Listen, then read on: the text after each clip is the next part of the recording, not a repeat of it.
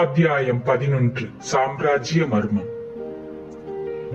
உச்சிவேளை கடந்து முழுக்க ஒரு ஜாம நேரம் கூட ஆகாததால் சற்றே சாய்ந்த கதிரவனின் கிரகணங்கள் சில அந்த அரண்மனை அறையின் மேலை சாளரத்தின் மூலம் உள்ளே புகுந்து வாயிற்படியில் குப்புற கிடந்த மாரவேலின் முதுகிலிருந்து பெருகி வந்து தரையே நனைத்த குருதியின் சிவப்பை மிக பயங்கரமாக எடுத்து காட்டியது.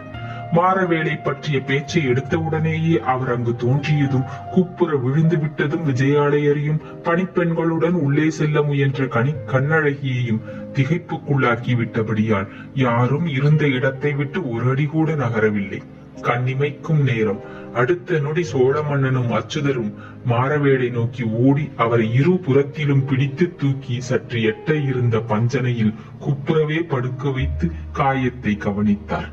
உள்ளே சென்றுவிட எதிர்வாயிற்படியில் காலை எடுத்து வைத்த அரசகுமாரியும் ஓடி வந்து மாரவேல் கிடந்த பஞ்சனையின் பக்கத்தில் உட்கார்ந்து குருவாளை நோக்கினாள்.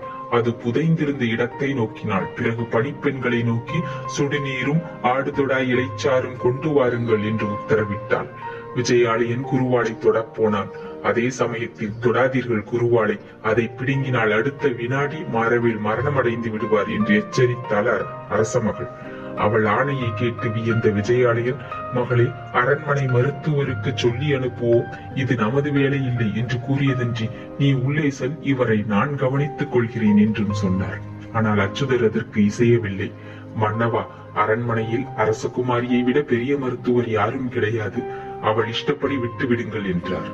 சோழ மன்னர் தனது முதலமைச்சரை வியப்பு வழிந்த விழிகளில் நோக்கினான். அரசகுமாரிக்கு மருத்துவமும் தெரியுமா என்றும் கேட்டான் வியப்பு குரலிலும் விரிய. நன்றாக தெரியும், சேர நாட்டின் தலை சிறந்த மருத்துவரிடம் பயின்றவள் என்ற புதிய செய்தி ஒன்றை சொன்னார் அச்சுதர். அரசகுமாரிக்கு மருத்துவ பயிற்சி எதற்கு என்று கேட்டான் விஜயாலயன். அதை சேர மன்னரிடம்தான் கேட்க வேண்டும் என்று அச்சுதர் பதில் சொன்ன சமயத்தில் பணிப்பெண்கள் ஒரு பாத்திரத்தில் சுடிநீரும் ஒரு வெண்கல குப்பியும் வெள்ளை வஸ்திரமும் கொண்டு வரவே அரண்மனையும் அச்சுதரையும் பேசாதிருக்கும்படி செய்கை செய்தாள் அரசகுமாரி. பிறகு வெள்ளை துணியை சிறிது கிழித்து வெந்நீரில் நனைத்து நீரை காயத்தின் மீது பிழிந்து மெல்ல ரத்தத்தை துடைத்தாள். அடுத்து வெண்கல குப்பியில் இருந்த பச்சை இலைச்சாற்றை குருவாளை சுற்றிலும் முற்ற பெருகி வந்த குருதி சட்டென்று நின்றுவிடவே குருவாள் பதிந்த இடத்தை சுற்றுமுற்றும் தனது பஞ்சு விரல்களால் லேசாக அழுத்தி பார்த்தாள். திருப்திக்கு அடையாளமாக தலையை ஆட்டிக் கொண்ட அரசகுமாரி தனது அழகிய விழிகளால் அச்சுதரையும் தந்தையையும் நோக்கி, உயிருக்கு பயமில்லை, குருவாள் சுவாசப்பையுக்கு சிறிது கீழேதான் பாய்ந்திருக்கிறது, குத்தியவன் அவசரப்பட்டு குத்தியிருக்கிறான் என்ற சொற்களையும் மெதுவாக உதிர்த்தாள். அமுததாரை என உதிர்ந்த அவள் சொற்களால் அச்சுதரும் அரசரும் ஆசுவாச பெருமூச்சு விடவே அரசகுமாரி மீண்டும் தனது கவனத்தை மாரவேலின் காயத்தை நோக்கி செலுத்தினாள். தந்தையே, அச்சுதரை மாரவேல் சிறிதும் அசையாதபடி இறுக பிடித்துக் கொள்ளுங்கள், சிறிது அசைந்தாலும் அவர் உயிருக்கு நான் உத்தரவாதம் அல்ல என்று கூறியதும் தலைப்பக்கத்தை அரசரும் கால் பக்கத்தை அச்சுதரும் இறுக பிடித்துக் கொள்ள அடுத்த சிகிச்சையை தொடங்கினாள் அரசகுமாரி. இரு பணிப்பெண்களை மஞ்சத்தின் இருபுறமும் வரச் சொல்லி மீண்டும் வெள்ளை துணியின் ஒரு பாகத்தை கிழித்து குருவாளை சுற்றி முதுகில் அழுத்திக் கொண்டாள். இந்த குருவாளை நான் எடுத்ததும் காயத்தின் வாயில் பச்சை இலைச்சாற்றை 10 சொட்டுகள் தொடர்ச்சியாக ஒரே சீராக விடு என்று ஒரு பணிப்பெண்ணிடம் கூறிவிட்டு சுடுநீரை வைத்துக் கொண்ட பணிப்பெண்ணை அருகில் வர சைகை செய்தாள். அவள் வந்ததும் மீண்டும் சுடுநீரை காயத்தின் வாயிலில் பிழிந்துவிட்டு குருவாளை லேசாக சிறிது சிறிதாக எடுக்கலானாள். அவள் குருவாளை எடுக்க எடுக்க காயத்தின் குமிழில் இருந்து இரத்த கசிவு மிக குறைவாயிருந்ததையும் அவள் குருவாளை ஏதோ வாழைப்பழத்திலிருந்து ஊசியை எடுப்பது போல மிக லாபகமாக எடுப்பதையும் பார்த்த விஜயாலயன் மகளின் மருத்துவ திறனை கண்டு சொல்லொன்னா வியப்படைந்தான். ஆனால் அச்சுதர் தமது முகத்தில் எந்தவித வியப்பையும் காட்டவில்லை. உணர்ச்சியற்ற கல்லாக முகத்தை வைத்துக் கொண்டிருந்தார். அரசகுமாரி குருவாளை எடுத்ததும் அவள் கூறியபடி பணிப்பெண் 10 துணிகள் பச்சிலை சாற்றை காயத்தில் சொட்ட விட்டாள். குருவாளை மிக லாவகமாக எடுத்துவிட்ட கண்ணழகி மீண்டும் வெள்ளை துணியில் சிறிது கிழித்து அதை பச்சிலை சாற்றில் தோய்த்து காயத்துள் மெல்ல மெல்ல திணித்தாள்.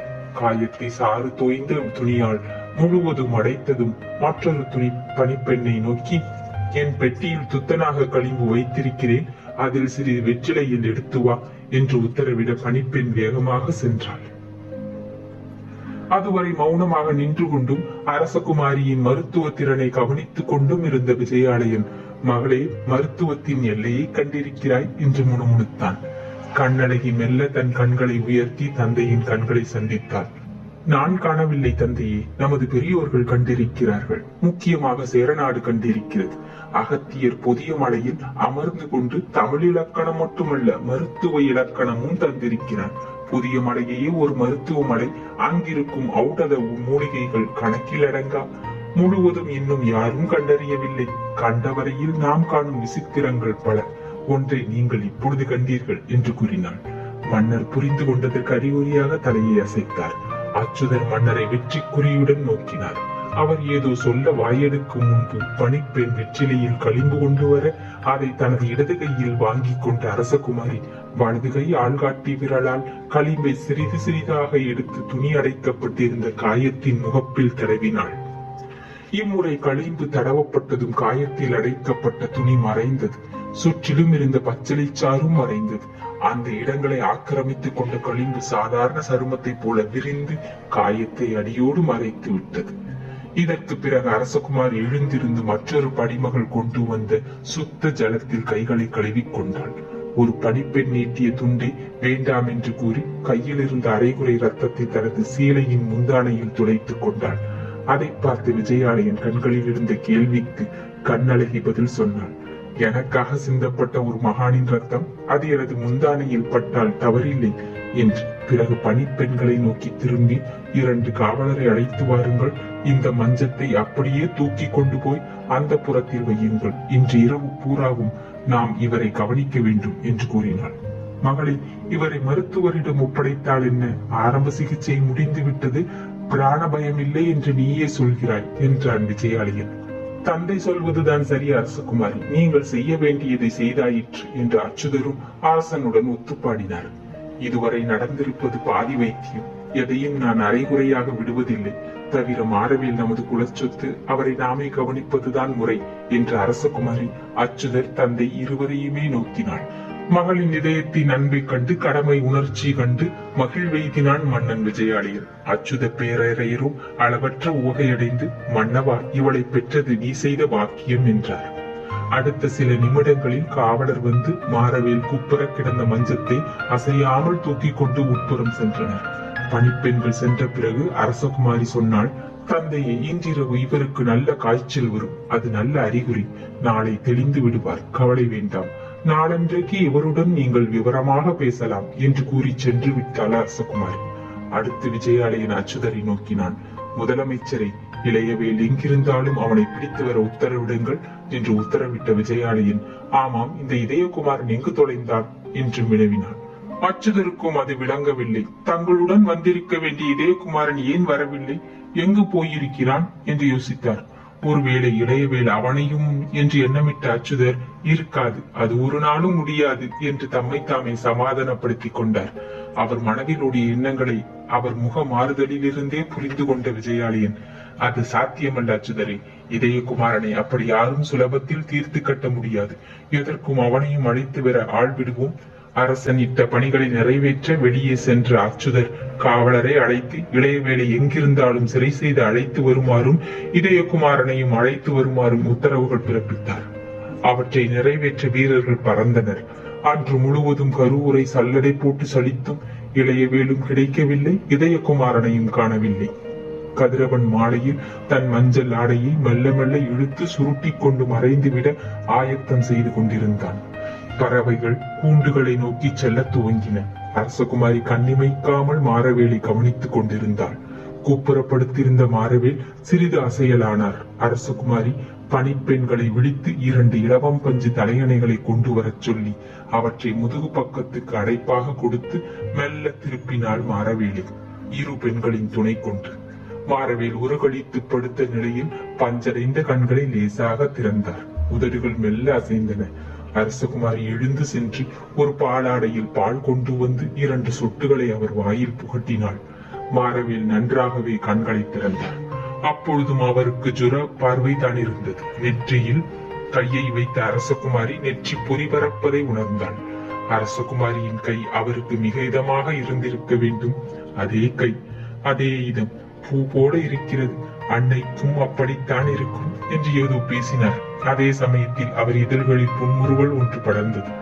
அது யாருக்கும் தெரியாது, ஆனால் இப்பொழுது எங்கிருக்கிறது என்று கேட்டுக்கொண்டார். அவர் ஜுரத்தில் பேசுகிறார் என்பதை புரிந்து கொண்டாள் அரசகுமாரி. ஆனால் அவற்றில் ஏதோ பொருள் புதைந்திருப்பது அவளுக்கு தெரிந்தது. அதை உணர்ந்து கொள்ள அவர் காதருகில் குனைந்து, என்ன கேட்கிறீர்கள் என்று மெதுவாக கேட்டாள். ஜுர வேகத்தில் மாரவேலின் இதழ்கள் அசைந்தன. அதுதான் மோகன சிலை என்றார். அதற்கு என்ன என்று கேட்டாள் அரசகுமாரி. சிறிது நேரம் பதிலில்லை. பிறகு அவர் இதழ்கள் மீண்டும் அசைந்தன. அதன் ரகசியம், சாம்ராஜ்ய மர்மம் என்று சொற்கள் மெதுவாக வந்தன. அவர் எதையோ சொல்ல முயல்கிறார் என்பதை அரசகுமாரி புரிந்து கொண்டாலும் அதற்கு தேவையான சக்தி அவர் உடலில் இல்லை என்பதை புரிந்து கொண்டாள். ஆகவே அவர் காதுகரியில் மீண்டும் குனிந்து, தூங்குங்கள், காலையில் பேசலாம் என்றார். அவர் கண்களை மூடவும் செய்தால் தன் தளிர் விரல்களால். கண்கள் மூடின, வாய் மூடவில்லை. அவசரம். மோகன சிலை இளையவேலிடம் சிக்கக்கூடாது. அதன் மர்மம் வெளிப்பட்டால் இத்துடன் சொற்களும் நின்றன. மாரவேலின் மூச்சு ஒரே சீராக வந்து கொண்டிருந்தது. அவர் உறங்கி விட்டதை அறிந்து எழுந்திருந்தாள் அரசகுமாரி. மறுபடியும் அவர் கண்கள் திறந்தன, உதடுகள் அசைந்தன. அரசகுமாரியின் முகத்தை நோக்கினார் மாரவேல். நீ அரசகுமாரி என்றாள். ஆம், அரசகுமாரி மெல்ல பதில் சொன்னாள். மாரவேல் சிரமப்பட்டு பேசினார். முக்கூடல், திருமுக்கூடல், கவனிக்க சொல் என்று திணறி பேசினார். மீண்டும் தலையணியில் சாய்ந்தார். கண்களை மூடினார். அரசகுமாரியின் முகத்தில் சிந்தனை படர்ந்தது. இளையவேளை எண்ணினால் முகத்தில் சினம் துளிர்த்தது. இதயகுமாரனை நினைத்தால் முகம் அந்திவானம் போல சிவந்தது. இவர் எங்குதான் போயிருப்பார்? ஒருவேளை மாரவேல் சொன்ன சாம்ராஜ்ய மர்மத்தை அவிழ்க்க போயிருப்பாரா என்று தன்னைத்தானே கேட்டுக்கொண்டாள். அவன் நினைப்பு அவள் துயரத்தை துடைத்தது. களைப்பை கூட ஓட்டிவிட்டது. அவள் ஏதோ நினைத்துக் கொண்டு நகைத்தாள். அந்த சமயத்தில் இதயகுமாரன் அரை வாயிற்படியில் தோன்றினான். மாரவேலிடம் நான் உடனடியாக பேசியாக வேண்டும் என்றான். அவன் கையில் அப்பொழுது அந்த மோகன சிலை இருந்தது. அவனை கண்ட கண்ணழகியின் கண்கள் மகிழ்ச்சி வெள்ளத்தை கொட்டின. உதடுகள் இப்பொழுது அவருடன் பேச முடியாது என்று சொற்களை உதிர்த்தன. பேசியாக வேண்டும். முடியாது, நாளை வரை காத்திருக்க வேண்டும். முடியவே முடியாது என்று இதயகுமாரன் மாரவேலின் மஞ்சத்தை நோக்கி நடந்தாள். இரு கைகளையும் விரித்து, நில்லுங்கள் அப்படியே என்று தடுத்தாள் அரசகுமாரி. அத்தியாயம் 11 நிறைவுற்றது. நன்றி, வணக்கம்.